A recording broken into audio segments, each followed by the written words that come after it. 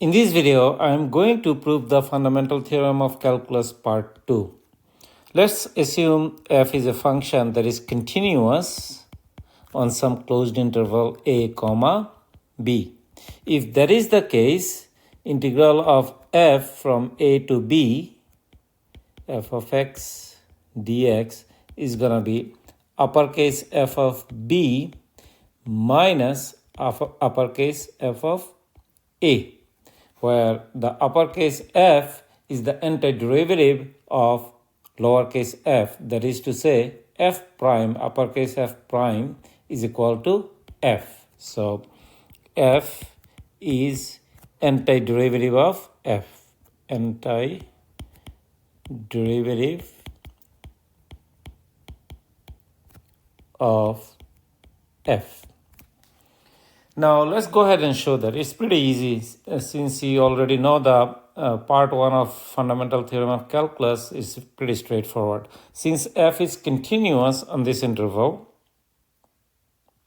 we can go ahead and define a function g of x as follows: integral a to x f of t dt.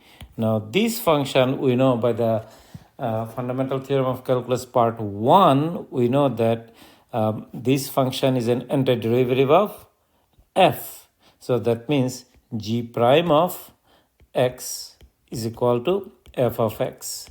Now let's say this f is some other antiderivative of f, lowercase f. So in that case, the difference between g and uppercase f is going to be nothing but a constant. So we could literally say that f of x is equal to g of x plus some arbitrary constant c. This function obviously differentiable on the open interval a comma b. Since it's differentiable on the open interval a comma b, it must be also continuous there because differentiability implies continuity. However, we have to check the boundary points to ensure that it's continuous also on the closed interval AB.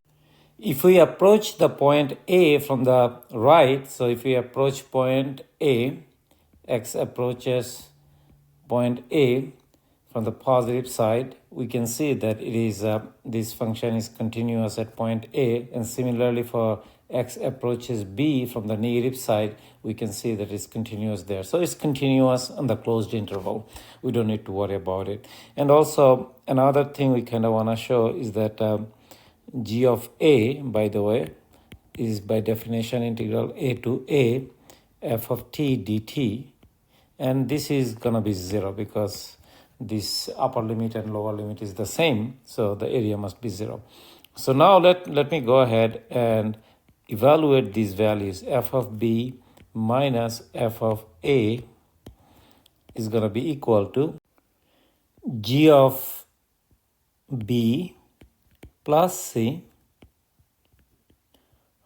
minus g of a plus c. Why is that the case? Because my f of x is equal to g of x plus c. Now if I simplify it, this is nothing but g of b plus c minus g of a minus c.